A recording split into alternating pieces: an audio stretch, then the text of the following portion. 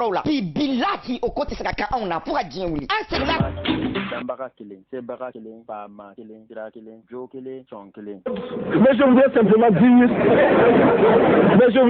dire que nous devons accepter de vivre africain. C'est la seule façon de vivre libre et de vivre digne. Je vous remercie, Monsieur le Président. La patrie ou la mort, nous vaincrons.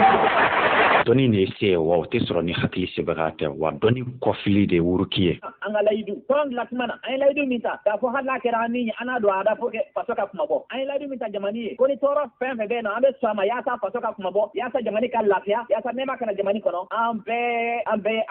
an ye layidu min ta awa an bɛɛ o layidu ka jɔn de ye. Ka jɔ maya kɔrɔ an caman bɛ maya bɔ hɔrɔnya in n'a fɔra ko anw ka a tacogo yɛrɛ la anw b'a ye ko doni de. Parce que si réellement l'égalité intellectuelle est tangible, l'Afrique devrait, sur des thèmes controversés, être capable d'accéder à la vérité par sa propre investigation intellectuelle.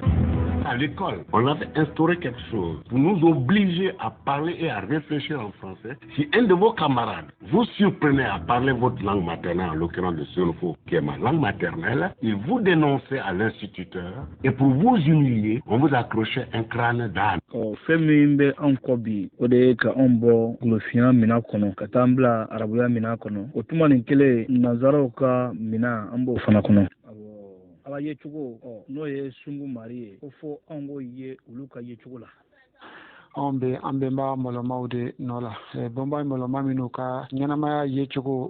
oka mako imana joyoro soro nyanamaya inkoro chugo ko ka doko ibe wa mowerebe o ni do kala o kala matuma tuma ko ka nyumanke ka nyumafo ka jugumanto yola ubanga konu chama na go se ka ke setana ko ya no dina mo fe fe fula de be wulu bolo ni o ye femi famia o yere bolo o ko nyuma ye o bo ke ala tay bo no ma femi famia o yere bolo o ko jugude o bo ke setana tay bo wulu kelme ka fe un plan fula de ala ani setana bo yanga boli ko nubla setana ko minande kono on minga farafina la fiye ni ve zawade wali berebereli wali ekoli ni wali dinu minu ba kuma kela diɲɛ baara fɔlɔ ye kuma de ni ye kuma se sɔrɔ e bɛ fɛn bɛɛ se sɔrɔ ni ma kuma se sɔrɔ e tɛ se foyi sɔrɔ hali minnu b'a fɔ ko an ka kuma dabila ka baara kɛ fili kuma don baara yɛrɛ fɔlɔ de ye kuma ye ni fɛn mun ma ɲɛfɔ o baara tɛ kɛ o la fɔ an ka kuma de o la kumakɛlaw hali bi a ye kuma a ye dɛmɛ don kumakɛlaw ma a ye dɛmɛ don o la kuma de ye diɲɛ supasima fɔlɔ an ka kuma ni kuma ma kɛ fɛn tɛ ɲɛ dɔn quoi o la hali bi damaga ka se di kumakɛlaw ma u nɛ sabati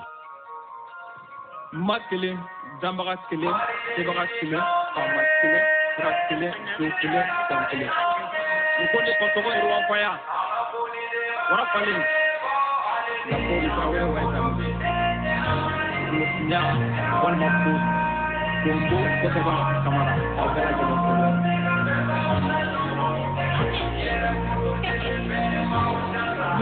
yo go de wila ate dabla de ko kabwala golo fine ni baka dusu dete ela golo binya la goshi baka danga wila ela tubabu arabu nunu shite anga kola dado bali yere de benunu tanu anga kola ya penjuku ya penyuma alu haketo ya gojuku ya konyuma alu haketo ne dupli la yere ma bemba so luka makoto ni danga wila si se kwa be muru jango ode la ne tumbe ka wali bemba upato wili majugu te kinko ode ka jugu bemba solo mi ka makoto na nyoko na ke tugu mari de ye ni kaunye ni le kaka ni aunye anga boli de vaye o ade de onke bolo bindenye ama inite yo ya yere yere nyobonte one maworo se la bemba uza nyobonke yere wolo de bemba ujanta one maworo zoro de bemba ujamba waliko odeye ambela ko anga so asuma sera golofina anga teki so pasuni blonda anga teki oma so wala sa hereka tekana anga so samanamu anga ulula ko anga so nonde ambashike ante hereye anga so ndale malabao asiga enela samanamu golofina hotep aw kulobe aka émission Mandi de la ni oye bembaw molemaw gore kele a bɛ kɛ jɛnsɛnda min na o de ye Peace FM ale sɔrɔ sira n'o ye a fréquence ye o de ye 98 ani murumuru 8 a bɛ kɛ tuma jumɛn nin tuma kelen de don n'o de ye k'a daminɛ tumaren 18 ka taa a kun don tumaren 19 tumaren kelen baro de don n'o ye heure kelen baro ye 18h 19h émission in a bɛ ɲɛnamaya mɔgɔ jumɛnw de fɛ kuma la sisan o de ye Seti Tiɲɛti Keyita ye a bɛ mɔgɔ min lasɛnɛ kɛnɛlon o de ye Kolokoto Himotep ye o la an ka senkola ɲinɛbali sɛngɛbaliw an ka foli bɛ ka se olu ma n'o de ye Sheikh Siribe ne yɛrɛ burankɛ o kɔfɛ an ka senkola Maze Cɛmusi Makun ale ma kɛnɛ sɔrɔ bi an ka numukɛ faama ale de bɛ senkolaya la ka fa kɔgɛ kan n'o ye Nama Dumuya ani Amuzi Fakoli Dumuya ye an ka foli bɛ u ye ani mɔgɔ minnu ma ka an lajɛ ka fa kɔgɛ kan sisan n'o ye Facebook mɔgɔ bɛɛ lajɛlen an ka foli bɛ u bɛɛ lajɛlen k'a fɔ ko bɛɛ lajɛlen min ma k'an lamɛn jɛnsɛnda fɛ Simali la direct la ani ka fa kɔgɛ kan ani minnu bɛna a lamɛn kɔ la ani a bɛ jɛnsɛn korofo sira minnu fɛ WhatsApp groupe kɛrɛnkɛrɛnnenya na Bɛnba Mɔlɔmaw geren an ka foli bɛ ka ɲɛsin u bɛɛ lajɛlen ma o la an bɛna an ka sanwalan na ko o ɲɛfɔ ka sɔrɔ ka don an ka bi kumakun kɔnɔ ka kuma di an ka karamɔgɔ ma an ka sɔrɔ ka don an ka bi kumakun kɔnɔ ka bɛn ni san kalo 6nan an b'o de la kɛmɛ ti san wala san kalo 6nan pan megeru tile 10 an b'o o de la pan megeru tile 10 an b'o o de la ka bɛn kama san 6000 ani 200 ani 58 an b'o o de la o la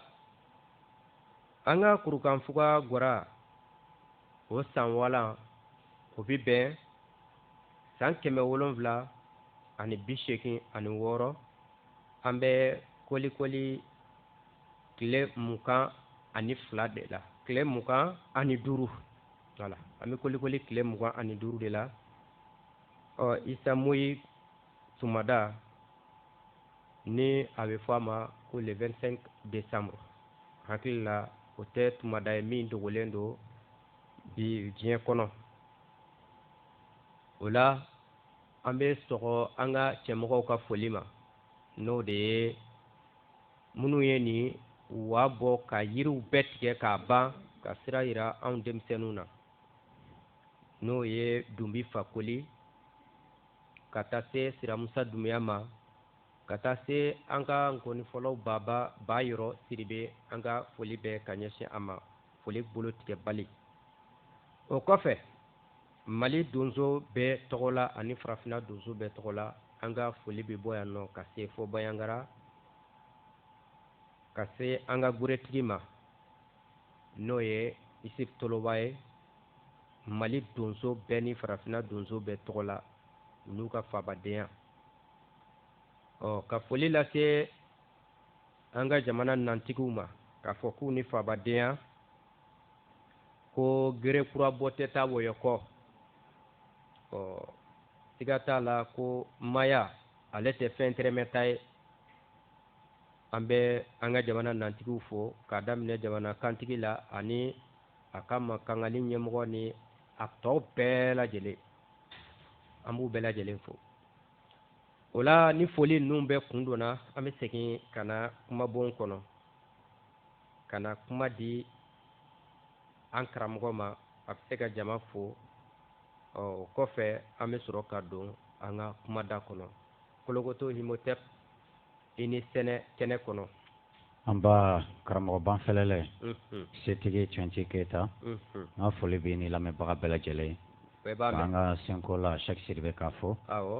ka se an ka Senko la ɲɔgɔn sɔrɔ Goma maa se cɛmusi ma kono k'a bolokɔrɔ talen don hali n'a sɔrɔ a ma kɛnɛ sɔrɔ k'a ka foli bolotigɛbali bɛ yan ka Nama Dumbuya ni Moses Fakoli Dumbuya fɔ olu minnu bɛ k'an bila Facebook kan direct la nin wagati la Kafa Kɔgɛ Facebook de ye Kafa Kɔgɛ an ka kan na o la u y'an kili kolokotoya page ni mɔgɔ min ye le championnat de la révolution n'i y'o sɛbɛn faransi kan na Facebook recherche kan i b'an ka page ye donc n'i donna page kɔnɔ nin wagati la i bɛ se ka émission in lajɛ direct la ka lamɛnbaga bɛɛ lajɛlen fɔ ka yira k'a fɔ ko nin an y'an ka kɛnɛ mandi kɔnɔ n'o ye Bemba Mɔlɔmaw Gore ye le chemin des ancêtres méritants o tuma kelen na kuru mun sigira kɛrɛnkɛrɛnnenya la kelen kelen n'o ye émission ye a nafolali kama minnu y'u fara ɲɔgɔn kan k'u b'u bolo don émission in kɔrɔ a wari ko ni a tɔmaw bɛɛ lajɛlen k'u b'u jɔ o kɔrɔ olu ye o kuru tɔgɔ da émission yɛrɛ la ko Bemba Mɔlɔmaw Gore o la an ka foli b'u bɛɛ lajɛlen karamɔgɔ ka foli se an ka donsow ma ko siga t'a la ko an ka Awa ma ko se sɔrɔla kaban k'an bɛ se pakisaya de kɔnɔ sa n'a fɔ ma ko c'est-à-dire victoire manifestation an b'o de kɔnɔ n'o tɛ victoire kɔni tɛ tuguni k'an ka Awa ma k'u bolokɔrɔtalen don ko dansɔgɔ bɛ su la a tɛ ɲɛnama la ko dan t'o la o tɛmɛnen kɔ k'an ka nantigiw fɔ a fabadenw kɔni minnu dalen don a la k'a fɔ ko kari bɛɛ n'a ka kɛta de don i b'a fɔ Franfano b'o fɔ an ye cogoya min na Kombo Yililandi Franfano ale ko kari bɛɛ ni a kɛ ko jɔnjɔn don ko wala i k'i ɲɛsin o kɛ ko in ma o mission i k'o kɛ wala i kɔ don o mission in ma la remplir ou la trahir o la minnu dalen don a la k'a fɔ ko an ka kɛta de ye bibi in na ka golofina bɔ nin kɔrɔtɔ ni lamɔlali ni damajigi in na ni humiliation in ka farafinna bɔ nin na an ka foli bɛ o nantigiw ye minnu dalen don a la k'a fɔ ko kanabila n'o ye liberté ye ko fisiri tɛ kado tɛ minnu dalen don a la k'a fɔ ko maaya tɛ fɛn tilata ye fɛn tɔnɔmadata tɛ o la ka o bɛɛ lajɛlen fɔ ko an ka Awa ma o tɛmɛnen kɔ karamɔgɔ yanni i ka sɔgɔ kumada fɔlen ma jama ye ko an bɛ bi kolenkoli tile 25 la le 25 décembre 2021 o bɛ bɛn an ka kɛmɛ tɛ san wala san 6000 ni 258 a kalo 6 na n'o ye Panmekeru ye o tile 10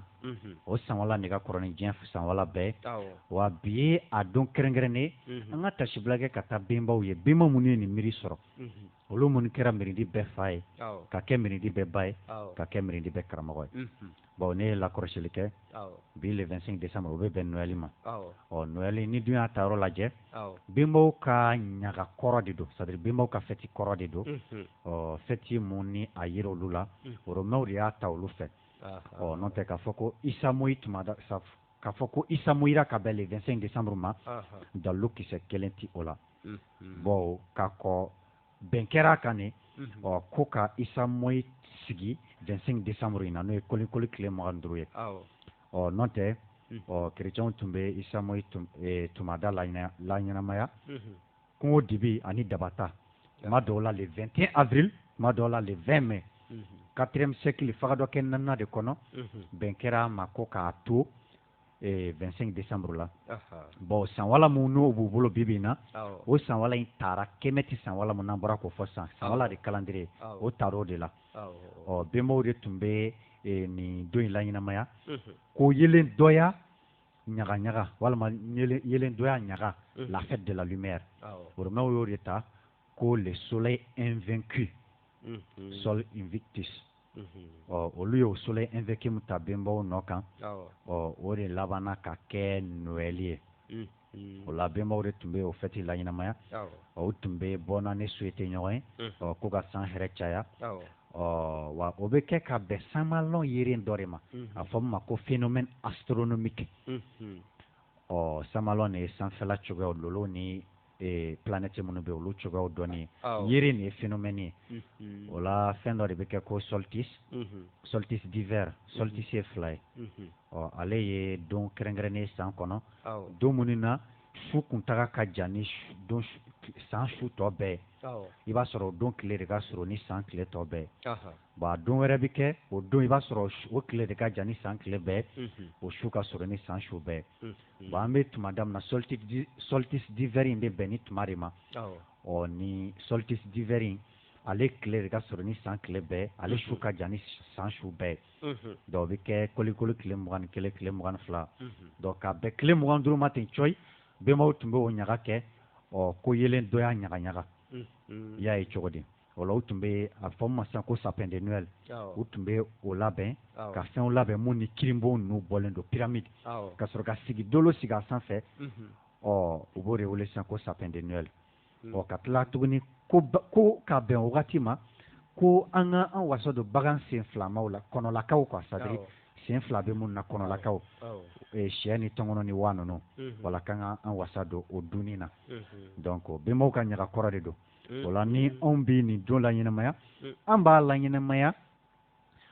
ka bɛn golofindo sɔbila kunun de ma i b'a fɔ bɛnbaw ka kurundu la o fɔlen don cogoya min na mati ka kurundu 33 nan o sariya mun ka kɔrɔ ni bibulu ni kuranɛ ye o mun ka kɔrɔ ni diɲɛ sariya tɔ bɛɛ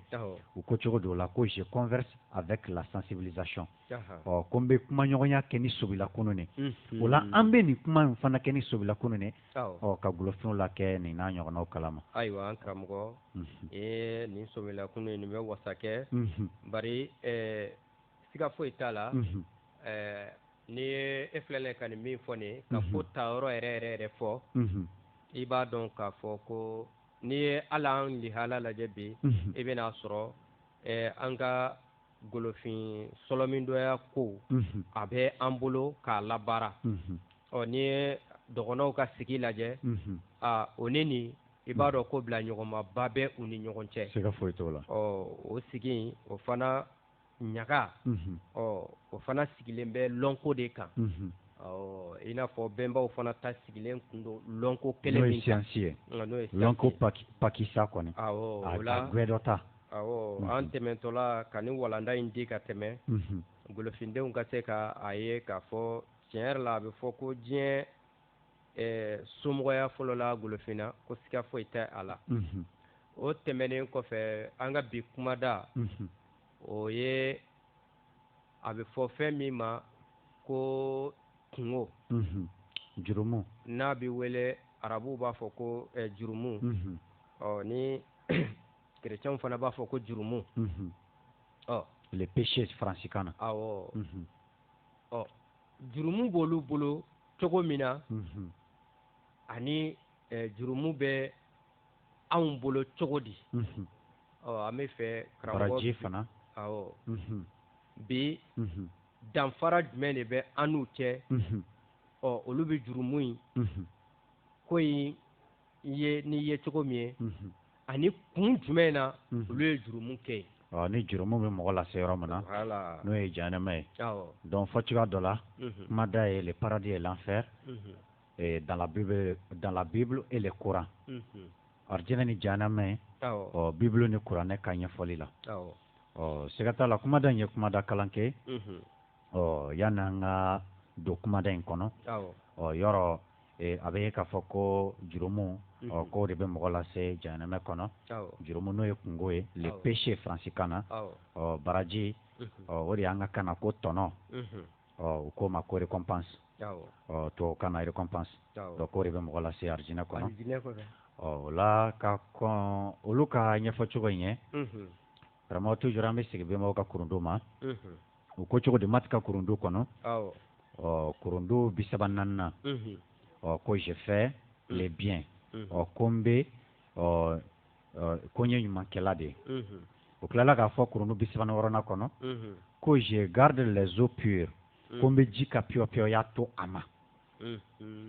o tilala k'a fɔ kurundu 39 kɔnɔ ko je suis humble ko n ye yɛrɛmajigila de a bɛ fɔ min ma ko humilité francicain na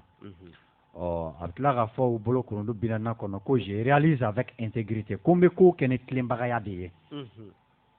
bon a dɔnna k'a fɔ ko n'an ye sunko kurundu dɔn n'o ye les lois de la nature k'u to a ma k'u ma bonya k'o ma bonyali tɔnɔ bɛ anw yɛrɛ de kan ko n'an ko k'an b'u sɔsɔ ko o kungo dɛ o bɛ anw yɛrɛ de kan o la bɛnbaw ka o ɲɛfɔ cogo la olu bɛ mun wele ko baraji n'a bɛ bɛn tɔnɔ ma an ka kan na o ma se fɔ i ka sula makɔnɔ o la f'i ka saya makɔnɔ la yɔrɔ saya n'a fɔra ko baraji n'o ye tɔnɔ ye i b'a fɔ an bɔra ka ɲɛfɔ cogoya min na sisan o y'i ka kɛta bɛrɛ mun ni o bɛ segin i yɛrɛ ma bawo f'a ka dɔn de ko bɛɛ ka kɛta bɛ segin i ma e yɛrɛ de y'i ka kɛta ye e ka kɛta de ye e ye i b'a fɔ sisan n'e taara baga kɛ foroba kɔlɔn na sisan miniji wɛrɛ dun t'e bolo foroba kɔlɔn kelen kɔ n'i ye o ji bagaya n'o ye k'o ji empoisonné tɔw b'o tɔɔrɔ sɔrɔ cogoya min na dɛ e fana bɛ o tɔɔrɔ kelen sɔrɔ cogoya de la o cogoya kelen na ni e y'o ji ka piyɔpiyɔya to a ma i b'a fɔ an bɔra k'a ye benbaw ka kurundu kɔnɔ cogoya min na ko n bɛ ji ka piyɔpiyɔya de ye ji ka jɛlenya c'est-à-dire la pureté de l'eau y'a ye n'i y'o to a ma e de b'o ji sanima min i b'a fɔ mɔgɔ tɔw b'o min cogoya min na o la farikolo mago bɛ ji suguya min na a b'o sɔrɔ donc farikolo b'o kɛnɛya sɔrɔ donc o b'a yira k'a fɔ e ka kɛta ɲuman kɛta bɛrɛ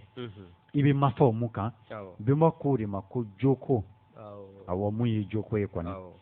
i ka kɛta koron n'i mafara o mun kan u ko de ma ko sɔn o la a k'a fɔ ko jogo ɲuman walima jogo jugu ça n'a pas de sens parce que jogo ye kɛta ɲuman de sɔn de ye kɛta juguman ye donc jogo ni sɔn de bɛ yen donc mɔgɔ kɛko fila don a kɛko ɲuman n'o ye i ma fɔr'o kan n'o ye jogo ani kɛko juguman n'o ye sɔn ye a b'o cogoya de la o la bɛnbaw ko de ko n bɛ ɲuman de kɛ u tilala ka f'u ka kurundu fɔlɔ kɔnɔ ko n ye jogotigi de ko j'honore la vertu donc o b'a yira k'a fɔ ko mɔgɔya ka tɔnɔ b'o de la wa ni an sɔntigiw cayara siga t'a la o kungo bɛ anw yɛrɛ de kan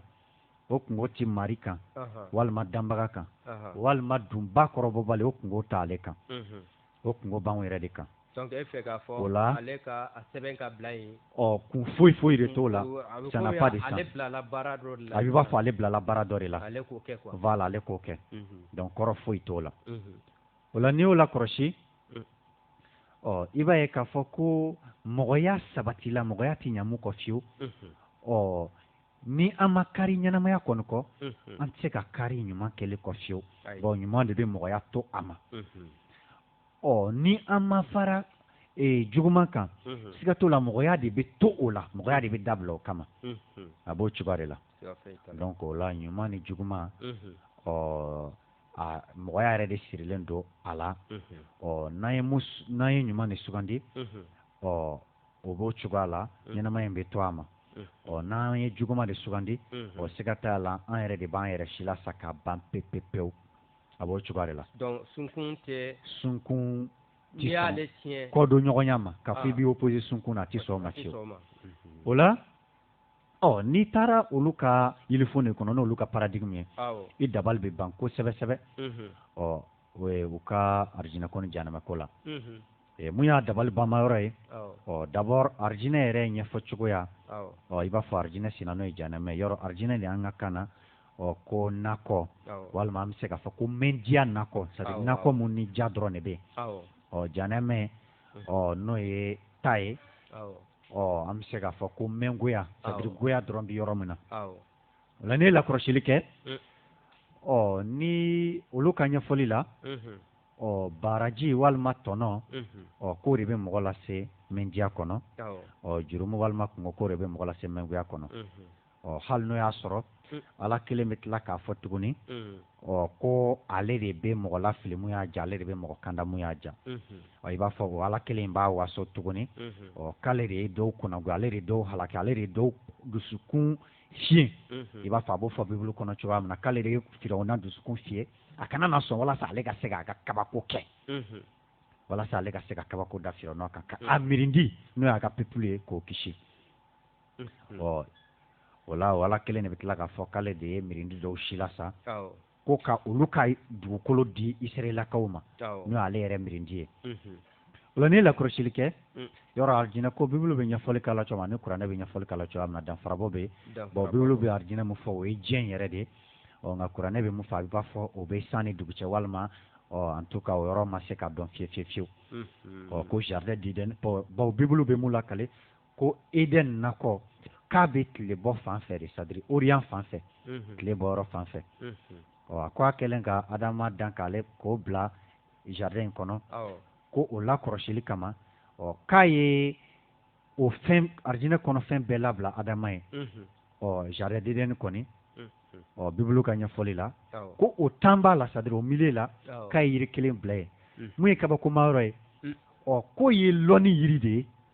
k'o ye ɲuman ni juguman dɔnni yiri de ye donc k'a ye kangarima da Adama ye k'a kana se o de ma fiyewu nka komi Adama ma ɲɔgɔnna ye a yɛrɛ la k'a labanna ka o to sunɔgɔ la o la sunɔgɔ k'o galaka kelen bɔ ko k'o kɛ muso ye ko k'o datogo nɔ na i b'a fɔ ko ma kɛ ko o y'o muso tɔgɔ da ko Ève ko bon k'o ye nima bɛɛ ba ye yɔrɔ o ye kabako dan ye nima wɛrɛ Adama y'a sɔrɔ nima wɛrɛw bɛ yen ale muso bɛ se ka kɛ nima bɛɛ ba ye cogo di o la Ève in k'a dar'o la ko bon ko nima bɛɛ ba don ko sa ɲɔgɔnna bigan nangaraba tɛ dugukolo kan ko tuma y'a sɔrɔ ko sa ɲɔgɔnna bigan nangaraba tɛ c'est-à-dire l'animal le plus rusé sa de labanna ka Adama muso nɛgɛn ko k'a f'u ye ko ɲɛ b'a la ko Ala bɛ fɛ k'a fɔ k'aw kana nin dun k'a sera nin dɔn aw kana k'a ɲɔgɔn ye ko bon k'aw bɛna ɲuman ni juguman dɔn k'aw bɛ kɛ aw damana Ala ye k'a bɛ ka kɛlɛ o de la ja sa ka o kuma in ka bɛn Bible ka ɲɛfɔli ma ja o ye tiɲɛ ye bon ko Adama muso yanni ka tɛmɛ o ɲɛnɛmaya ni ɲumanya ni jurumu dɔnni o kuma y'a sɔrɔ sa ye yiri in dun ka tɛmɛ parce que sa y'a dɔn sa kɔni y'a dɔn sisan sa kun ye a dun ka tɛmɛ de wa walima mun de en tout cas Bible ma ɲɛfɔli ko la bon ko gwɛrɛ de donna sa la quoi donna sa la sitanɛ y'i dogo Ala la de pour que ka se ka ninnu lafili quoi donc sitanɛ de tun b'a dɔn wa voilà ale de tun b'a dɔn parce que ale tun murutira ka kɔrɔ donc o la ko olu labannen k'o dun effectivement a fɔra cogoya min na sa y'a fɔ cogo min na a kɛra ten k'u tun fari lankolon don nka u tun t'o kalama yɛrɛ k'u kɛra o kalama ko fɔ Ala yɛrɛ labanna k'i kannabɔ u ma k'i bɛ mun ko Adama ko n dogolen don baw n y'i kumakan mɛn ko n siranna donc ko u bɔra Ala ɲɛkɔrɔ ko Adama Ala n'u ka kuma kɔnɔna la a yira k'a fɔ en tout cas u kɔni ye yiri in dun u ye yiri in dun ko Ala labanna k'a fɔ ko sa mun kɛra nin kɛbaga ye ko o sa k'a bɛna goyanɲɛ don ni muso cɛ wa ko muso bɔnso bɛna o sa kunkolo ɲɔɲɔ wa ko sa kɔni bɛna arampere c'est-à-dire ka kɛ dugumafɛn a b'i b'a fɔ tuma y'a sɔrɔ sa tɛ dugumafɛn mɔgɔ t'a dɔn sa tun bɛ tagama cogoya min na ɲɛfɔli ma k'o kɔni na Bible fɛ wa ko muso mun kɛra o kɛbaga ye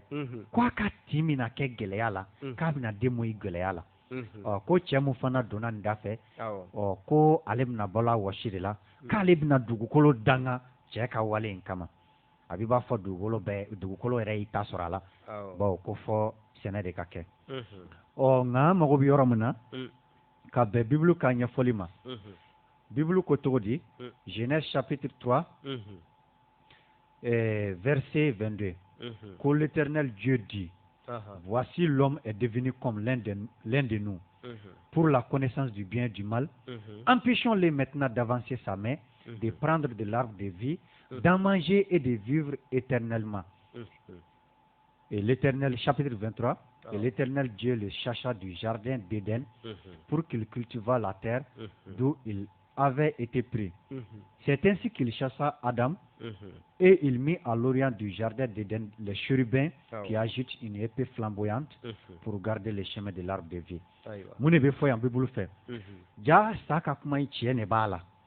Bo ko himbaga ere labana ka fo. O wako mogo ye mogo kele flenye anyogona ye. Ko mogo kele flenye an nyogona ye. O ko bo kai imani juguma don ka bo nyogona. Wako anga bali akani ko ilasa dana. Bo ko na ye tora yiride dimwe kandron. Kwa ere ti satuguni. Oh, ya yi cogo de. Ayiwa. O la, ale yɛrɛ keleyabagatɔ, i b'a fɔ nin ko in bɛɛ fɔlen kɔ, ale keleyabagatɔ de labanna ka mɔgɔ gɛn, walasa a kana k'ale ɲɔgɔn ye. Ka bɔ yiriden kɛrɛfɛ. Donc ka bɔ yiriden kɛrɛfɛ. O bɛ mɔgɔ dabali ban kosɛbɛ. Mari ka Mariya ka taa sigi yiri dɔ de la, ale ka Alaya ka taa sigi yiri dɔ de la, fo ale ni mɔgɔ ka ɲɔgɔn sama-sama k'o nɔfɛ, fo ale ka keleya mɔgɔ la ka mɔgɔ gɛn. O la i bɛna ye k'a fɔ ale ye marijan dala de i b'a fɔ a b'o fɔ cogoya min na fan dɔw fɛ k'ale bɛ k'i bɛlɛn ka mɔgɔ makɔnɔ nka mun bɛ mɔgɔ dabali ban ale b'a ɲɛfɔ k'a bɛ kuranɛ ka ni bibulu ka ɲɛfɔli ma ko jurumu de bɛ mɔgɔ lase jahanama kɔnɔ nka i bɛna ye k'a fɔ o jahanama n'o arijinɛ tun bɛ yen k'a sɔrɔ mɔgɔ yɛrɛ ma dan jango jurumu ma donc o b'a yira k'a fɔ jurumu kɔfili tɛ jahanama ye dɛ mais jahanama de kɔfili ye jurumu ye kuma bɛ mun de nɔfɛ c'est-à-dire l'enfer le péché est la cause de la création de l'enfer et non l'inverse bon jurumu jahanama ni arijinɛ danna ala bolo wa a y'i kale de bon a y'o de fɔ kuranɛ kɔnɔ ko f'a ka jahanama fa mɔgɔw la de o b'a yira k'a fɔ a diyara a ma diya o ye f'aw ka juguman kɛ walasa aw ka taa yen bon ni mɔgɔ ma juguman kɛ ni jurumu ma sɔrɔ ale ka fɔta bi bɔ a ma n'o bɔra a ma o y'ale kankɔrɔ bɔlen donc mɔgɔw tɛ ka jurumu kɛ baw seko don mais u bɛ jurumu kɛ baw jahanama bɛ yen u ye jurumu kɛ baw ale bɛ fɛ mɔgɔw de ka taa jahanama kɔnɔ o la mɔgɔw tɛ ka ɲuman kɛ baw seko don mais u bɛ ka ɲuman kɛ baw arijinɛ bɛ yen pour que dɔ ka taa bon ni dɔ ma taa fan fila bɛɛ fɛ ale a b'a fɔ ale ye fɛn dɔ dan ten o tin mana kɛ yen o b'a yira k'a fɔ ale ko k'a ye fɛn bɛɛ dɔnbaga o tɛ tiɲɛ donc pour que ale kana kankɔrɔ bɔ ale ye nin jan da ka nin piège da pour que dɔw ka taa fan fila bɛɛ fɛ ka tila ka sitanɛ kɛ yen fo a yɛrɛ labanna k'a ye ko sitanɛ tɛ k'a ka baara kɛ ka ɲɛ bawo a ko a ye sitanɛ kunnagoya ani sitanɛ ye kale ɲɔgɔn ye sitanɛ y'o da to a la nka fan dɔw fɛ a bɛ tila k'a fɔ ko ale de bɛ mɔgɔw lafili dɔ b'a yira k'a fɔ sitanɛ yɛrɛ ka lafilili ma ale bɔ fo a yɛrɛ fana ka fara sitanɛ kan ka a ko tɔ tintin bon a b'a fɔ fan dɔw fɛ k'ale de bɛ sitanɛ su mɔgɔw la n'a ma ɲɛ ale de bɛ sitanɛ su mɔgɔw la bɛɛ n'a o si t'a ɲɛ ale de bɛ tila ka mɔgɔw dusukun fiɲɛ k'u girin o b'a yira k'a fɔ sitanɛ tɛ k'a ka baara kɛ ka ɲɛ fo ale ka o ko tɔ tintin. Ayiwa karamɔgɔ bibulu ta dafali yɛrɛ la o ni yɔrɔ in na ko mɔgɔ seli dugu in sanfɛ ko a kun ye jurumu de ye mɔgɔ ye jurumu kɛ ko wa o kɔfɛ mɔgɔ donni saya kɔnɔ saya kozi ye a ye jurumu min de kɛ fana ye awɔ an ye ɲininkali kɛ n'i ma tɔ minnu bɛ sa olu ka saya kozi ye jumɛn ye yala lɔnni yɛrɛ kɔnɔ saya kozi sirilen bɛ jurumu na wa n'an taara ka bɛn bibulu ka ɲɛfɔli ma saya kɛrɛ baw k'u ye yiri den don o ye jurumu kɛ o de nana ni saya ye siga t'o la ko saya tun tɛ yen siga t'o la u ye kungo min b'u da la o de nana ni saya ye nka o kungo in yafabaga fana o fana de ye ale ala ye siga t'o la nka komi anw ka sɔlɔmidɔya kɔnɔ anw t'a ye ten o la e ye dɔ fɔ bibulu ta la an bɛna dɔ fɔ kuranɛ ta la n'i taara a bɛ yira k'a fɔ jurumu o fana de ye ali adama fana se yan n'i taara kuranɛ suran 2nan kɔnɔ bakara aya 30 misimuso fɔda la vache k'a daminɛ 30 la ka da jigin sitanɛ ni ala ka janjo ni adama ka janjo ni mɛlɛkɛw ka janjo bɛɛ ɲɛfɔlen dɔ ye ka tila ka sitanɛ gɛnkun ɲɛfɔ adama sitanɛ fɔlɔ gɛnna adama fana gɛnna ka fara o kan a n'a muso o bɛɛ kun u bɛ taa bibulu ka nin kuma in sɛbɛntiya k'a fɔ jurumu de ye u lajigin ka na yan nɔ bari hali sayabaliya in fana a fɔlen don ne aw donna alijinɛ kɔnɔ saya tɛ yen donc o kɔrɔ jurumu yɛrɛ de ye saya cause ye ni dun ko k'i bɛ nima lajɛ k'a fɔ k'i bɛ mɔgɔ ka jurumu kɛ k'o de ye saya cause ye ka tila ka a ye olu ka o saya cause in na o de ye ni minɛnmɛlɛkɛw dilan i n'a fɔ olu b'a fɔ cogo min walima ni minɛnmɛlɛkɛw kun dilannen don ka bila yen ni nin kɛra a bɛ sɔrɔ ka lɔ a baara la de wa ayiwa an bɛ tɛmɛ an bɛ taa kuranɛ suran 11 na a yiralen don k'a fɔ jurumu de bɛ mɔgɔ sen nin suran 11 na aya 100 ni suratul hudu aya 114 a yiralen don k'a fɔ aw ka sufɛ seliw y'a faamu o de bɛ aw ka jugumanw lataga a ka sufɛ seliw o de bɛ aw ka jugumanw lataga donc o la ni ne y'a faamu ka bɛn kuranɛ ka ɲɛfɔli man cogo la suratul hudu kuranɛ suran 11 na haya 100 ni haya 14 na a b'i b'a fɔ jurumu an t'a kɛ ɲɔgɔn na a b'i b'a fɔ a bɛ kɛ ala de la bon n'ale ko k'ale b'a yafa o b'a yira k'a fɔ a bɛ k'ale de la wa an dun bɛ ɲɛnɛmaya mun dɔn nin ɲɛnɛmaya in kɔnɔ an b'a kɛ an yɛrɛ la walima an b'a kɛ ɲɔgɔn na de nka a ti kɛ ala la nka a ti k'ale la a yafa kuma la ale de b'a yafa fana ni an tɛmɛn'o la o fɔda kelen in kɔnɔ a yiralen don yen nɔ a y'a 118 k'a fɔ ko n'a kun diyara ale ala ye mɔgɔw bɛɛ tun bɛ kɛ manton kelen ye ko nka ko ayi k'ale ala ye manton de ye nation ye ale ala ye mɔgɔw da ni fɔɲɔgɔn kɔ de ka taa ka aya dɔ kɛ ka aya dɔ tafsiri i bɛ taga 119 na a kɛlen don ka a walawala ye ko kun jumɛn na a y'o kɛ o tɛ dɔwɛrɛ ye ale ye mɔgɔw da fɔ ɲɔgɔn kɔ min na walasa ale y'i kalenni min kɛ k'a fɔ a bɛ janɛmɛ fa wɔkulɔ ani mɔgɔw la ni mɔgɔ caman b'a dɔn jinɛ ni mɔgɔw la ko o de kama mɔgɔw tɛ kɛ manton kelen bari k'ale ka o kumakan in tɛ ma falen o tɛ sɔsɔ donc o dafa ɲɔgɔnya kama n'an ko an bɛ conclusion dɔ tirer ka bɔ nin kɔnɔ o kɔrɔ ko diinɛ kɛlen don ka jurumu bila minɛ min kɔnɔ diyagoya de don goya ni diya de don jurumu ni baraji a bɛ kɛ degré de force pour que ale ka kalenkan in o ka to a ma ni a dun kɛra ten jurumutɔ ninnu u jalaki kun jumɛn in bɛ a la bari nin na fo ale ka kalenkan in de ka dafa siga t'a la o la ne ye jateminɛ kɛ kuma conclusion ye mun ye dɔrɔn ɲɛfɔli min kɛra jurumuko ni baraji la mun ni arijinɛko ni janɛmɛ sirilen don ɲɔgɔn na i b'a ye ça n'a pas de sens c'est à dire tagafan tɛ a la o la o b'a yira k'a fɔ siga t'a la mari mun mankutu c'est à dire an bɛ danbaga mun dɔn danbaga mun ye jaba in kɛ danbaga mun ye sunku mari ye benbaw ko mun ma ko fɛn kelen danbali u ko mun ma ko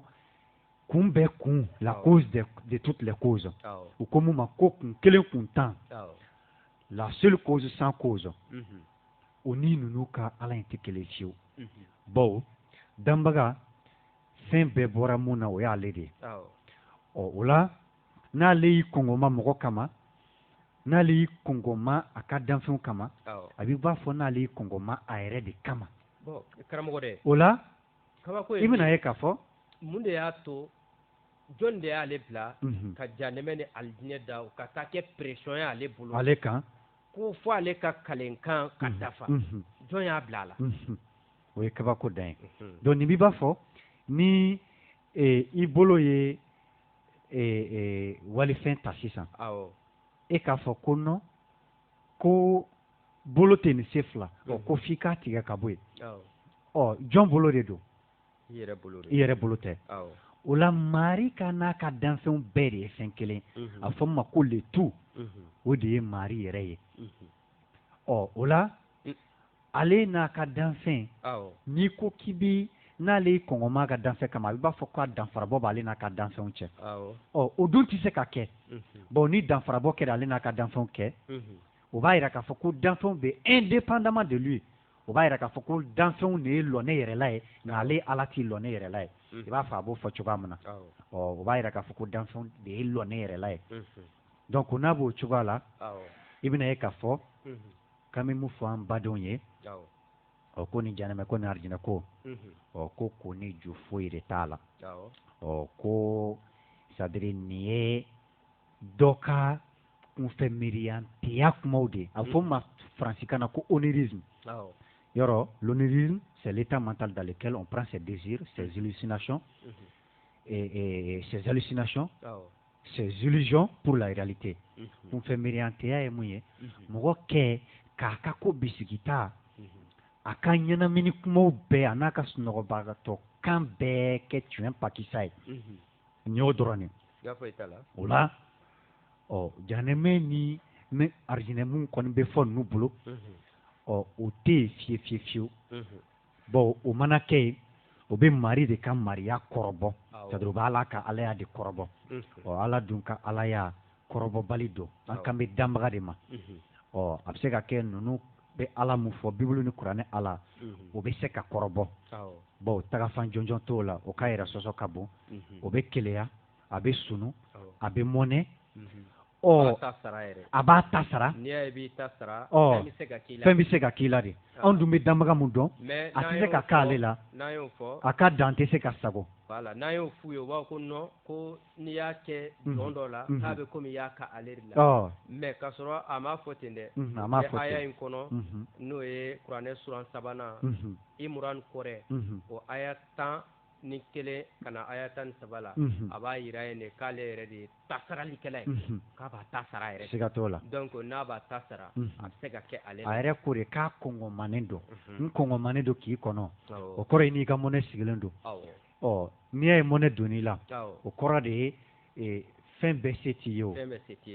donc a b'o cogoya de la o la janɛmɛ ni arijinɛ kɛ yen o b'a yira k'a fɔ ko fɛn bɛɛ se tɛ ale ye ni fɛn bɛɛ se t'a ye o b'a yira k'a fɔ ko fɛn bɛɛ dɔnbaga tɛ ni fɛn bɛɛ dɔnbaga tɛ o b'a yira k'a fɔ ko danbaga tɛ a b'o cogoya de la siga foyi t'a la ni i nana anw bɛnbaw ka sɔlɔmidoya kɔnɔ ni matika kurundu in ta k'a lajɛ c'est pas l'appel ko fɛn fila ka tugu e kɔ ni papier k'a sɛbɛn quoi n'i y'o dɔn i yɛrɛ b'a dɔn ne ye nin kɛ a kɔfili jugu min bɛ yen sɛbɛnni ko in yɛrɛ problème yɔrɔ min u b'a fɔ ko mɛlɛkɛ fila ka bɛ kuranɛ ka ɲɛfɔli ma ko kɛnɛgɛnbaga fila b'an bɛɛ la minnu b'an ka ɲuman ni kamarankew minnu b'an ka ɲuman ni jugumanw sɛbɛn o wagati kelen na ɲininkali bɛna tila ka taa k'e la tuguni ne fɛn min bɛɛ sɛbɛnlen don o ɲininkali ma yɔrɔ bɛ min o la n'an ye sɛbɛnni ko in ta k'a lajɛ sɛbɛnni in yɛrɛ o bɛ ka kɛ sɛbɛnsun jumɛn de la c'est-à-dire sɛbɛn alphabet jumɛn de bɛ ka kɛ k'o sɛbɛn karamɔgɔ o dɔrɔn tɛ a bannen ye koyi n'a fɔra sɛbɛnni in bɛɛ kɔfɛ a bɛ tila k'a yira tuguni ko fari sinfɛnw de bɛ na kuma lahara donc sɛbɛnnikɛla in bila kun sɛbɛnni la tiɲɛ yɛrɛ la ou bien fari sinfɛnw bɛ na ɲɛfɔ a bɛ lajɛ ale ye min sɛbɛn u bɛ tila k'a yira tuguni ko mijani de bɛ balancer an ye ɲininkali kɛ ni balance de bɛ o kɔrɔ fɛn pesi ta don peseli bɛɛ bɛ kɛ ni sumani danta dɔ de a bɛ fɔ o ma ko unité de mesure o tɔ la jurumu ni baraji c'est à dire fɛn jidama de don wa poids de b'a la wa jima de don wa fɛn sugu jumɛn de don wa pour que a ka se ka pese f'a sugu de ka dɔn bon f'a ka kɛ nin dɔ ye n'a kɛra nin dɔ ye unité de mesure bɛ sɔrɔ ka ɲini ni unité de mesure sɔrɔla a bɛ sɔrɔ ka suma en fonction de ça bon n'a sɔrɔ unité de mesure ko t'a la ni sɛbɛnni gansan don fo barème de ka k'a la a bɛ b'a fɔ sisan école la an ka digidaw la a bɛ fɔ ko i ye i sudanabaw ye nin moyenne hakɛ in sɔrɔ fɔ barème de ka k'a la o nɔti mun bɛ ka ta déjà nɔti talen don kaban nɔti ni peseli ko bɛ ɲɔgɔn ye sira la ni sɛbɛnni don ni peseli ko bɛ ɲɔgɔn ye sira la y'a ye cogo di donc o b'a yira k'a fɔ ko an baden golofinw k'an doni jigin ko danbaga an ka mɔgɔw ta ka se ka sunɔgɔ k'an bɛ mun kɛ kaburu ɲangata miiri la ka mun kɛ janama miiri la k'an k'o kɛ ɲɛnama in lasabatili dɔɔni ɲini na ko n'o kɛra k'o de ye mari ladegeli a y'o yili mun d'an ma ko n'an y'a ladege ko ɲuman na ko an bɛ sanuya sɔrɔ n'an ye sanuya sɔrɔ k'an bɛ segin ka taa ale ma i b'a fɔ Solomi dɔ y'a b'o ɲɛfɔ an ye cogoya min n'o ye golofi spiritualité la spiritualité ancestrale africaine o la an bɛ taa kɛnɛma mɔgɔw fan fɛ k'o da don baro la ni ɲininkali bɛ mun bolo walima fɛlɛlɛ an karamɔgɔ Sɛki i bɛ nɛgɛjuru labɛn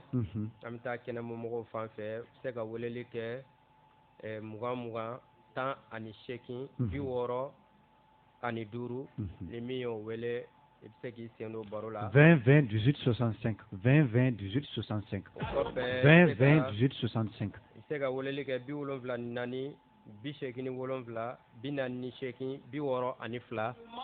Hakɛ to ne dubilila n yɛrɛ ma bɛn ba sɔrɔ min ka mago to ni danga wulila ti se ko a bɛ muru jago o de la ne tun bɛ ka wali bɛnbaw bato fili ma jugu tɛ segin kɔ o de ka jugu bɛnba sɔrɔ min ka mago to ka ɲɔgɔn na kɛ tugun mari de ye nin k'anw ye ni ne ka kan ni anw ye an ka boli de b'a ye ale de on ke bolo bindenya ama inite yo ya yere yere no wonte one ma woro se la bemba uta no wonke yere woro de bemba uta sa one ma woro ronde bemba uta ba aywa 74 87 48 62 wala li biseka ko fana la 74 87 48 62 74 87 48 62 20 20 aywa yani mɔgɔ dɔ ka don an bɛ an ka baba moribo fo Fransi k'an ka karamɔgɔba fo cɛkura setigi jakite k'an ka whatsapp groupe minnu bɛ yen nɔ ni nin fɛn ninnu bɛ lajɛnsɛnw kan siga t'o la o ɲɛmɔgɔw k'a daminɛ nare mari silala ka taa turu ɲuman nana naba sanpɛdo la ka taa se bɛriya magan keyita ma ka taa se fajigi tarawele ma ka taa se magan tarawele ma ani ka taa se bafa jaw mande gun kɔgɔjira la an ka koɲɛ ye la hoke tirinina hoke n'o ye karanfa adama jabatɛ k'a n'a kɔrɛ fo o la an ka karamɔgɔba fo laginɛ kɔtɛban kamara an ka foli bɛɛ ka se a ma ni sori mande ka kaba bɛ uyankili fa ka se an karamɔgɔba kamajan kamara ma mande mirindi kundɛ kantigi dafaja yamadi sila k'a yɛrɛ fɔlen don kosɛbɛ dɔ san fɔ duga fabaden bɛɛ lajɛlen ma Bɛriya magan keyita ayiwa ko dɔ bɛ nɛgɛ la an karamɔgɔ ni sɛnɛ kɛnɛ kɔnɔ allo an tulo b'i la allo an tulo b'i la ayiwa ale ka nɛgɛjuru welelikɛlaw k'u yeli to kɔmasegin ko la n'o ye retour ye ni retour tɛ min bolo n'i donna dɔrɔn i b'i ka kuma fɔ anw tulo b'a la awɔ ti se ko a bɛ muru jago o de la ne tun bɛ ka wali bɛnbaw bato ayiwa ko dɔ bɛ nɛgɛ la an karamɔgɔ ni sɛnɛ kɛnɛ kɔnɔ taara se ka weleli kɛ ko dɔ bɛ nɛgɛ la an karamɔgɔ i ni sɛnɛ kɛnɛ kɔnɔ ni sɛnɛ aba ani jɔ aba ka to a ma ayiwa an karamɔgɔ an b'i lamɛn wala n b'a fɛ ka ɲininkali kɛ karamɔgɔ la ale ye kalan sugu jumɛn de kɛ o kɔ kana se n ko ma n b'a fɛ k'o de dɔn quoi ayiwa i n'a fɔ a ye kalan kɛ domaine min kan quoi awɔ science ou bien politique ou bien philosophie ou bien fɛn min quoi a ka matière quoi awɔ donc n b'a fɛ k'o dɔn kelen ayiwa baasi t'a la donc filanan donc a ko ko arijinɛ ko ni jahanama ko ni a bɛ i n'a fɔ ale bɛ ala min dɔn o tɛ yen quoi. ale bɛ ala min dɔn. O bɛ i n'a fɔ anw bɛ kuranna jahanama ni arijinɛ min fɔ olu bɛ ɲɔgɔn jɛ quoi. Donc o yɔrɔ o la. Awɔ. Ale tɛ se ka taa o préciser hali fɔlɔ an ka faamu sinon an tɛ ka fosi faamu a ka kuma la tan. Ayiwa. Donc kuma fɛ ka min fɔ o y'o ye quoi donc kan sɔnni. Ayiwa i ma fɛn faamu a la kosɛbɛ quoi. Ayiwa o faamuna. An ka foli de b'a ye anw ale de ye anw kɛ bolo min bɛ ɲɛ an ma imiter yaw yɛrɛ y'ale ɲɔgɔn tɛ ko ne ma wolo tɛ ka bɛnbaw ka ɲɔgɔn kɛ yɛrɛ wolo de bɛ bɛnbaw janfa ko ne ma wolo dɔrɔn ne bɛ bɛnbaw janfa. A tulo bɛ a ka jɛnsɛnda Madi de la n'o ye Peace FM a bɛ se ka weleli kɛ. K'aw kara se an ka baro in ma n'o de ye a bɛ se ka weleli kɛ 20 18 65 74 74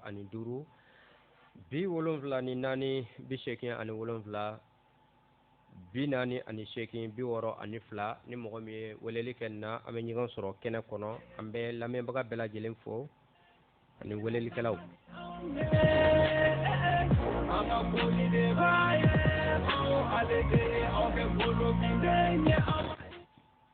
An karamɔgɔ ni sɛnɛ kɛnɛ kɔnɔ.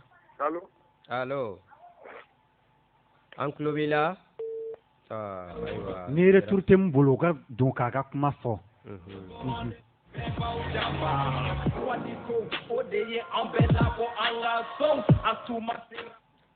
Ayiwa an karamɔgɔ i ni jɔ kɛnɛ kɔnɔ. Ka to a ma. Ala ka sabati. Amin. A ka nisɔn ka di an bɛ ka lamɛn Ala ka si jan kɛnɛya d'aw ma. K'a kɛ ten. An bɛ ka lamɛn yɛrɛ de don o don. Voilà. Ayiwa an b'i fo. Ala ka daga don mɔgɔw la jamana kɔnɔ. K'a kɛ ten. Ayiwa an bɛ lamɛnbagaw bɛɛ lajɛlen fo halisa a bɛ se ka weleli kɛ.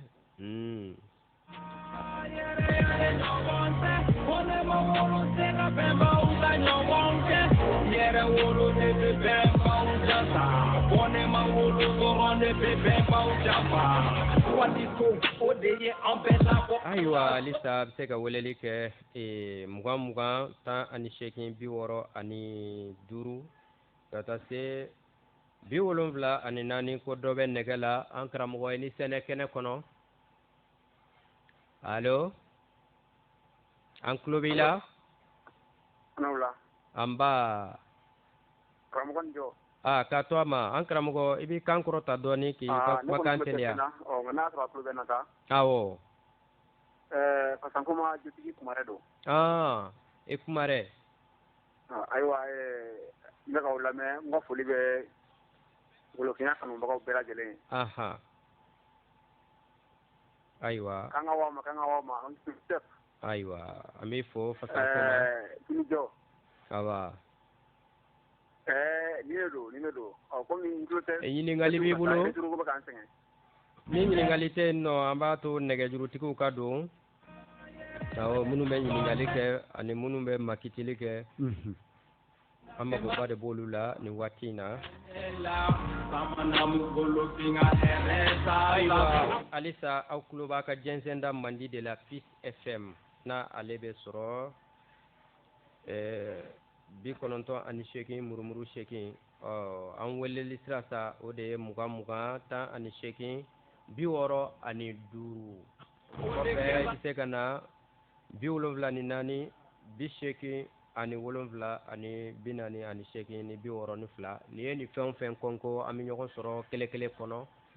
kɛlɛ min tɔgɔ de ye ko bɛnba mɔlɔmaw gbere. Le chemin des ancêtres méritants.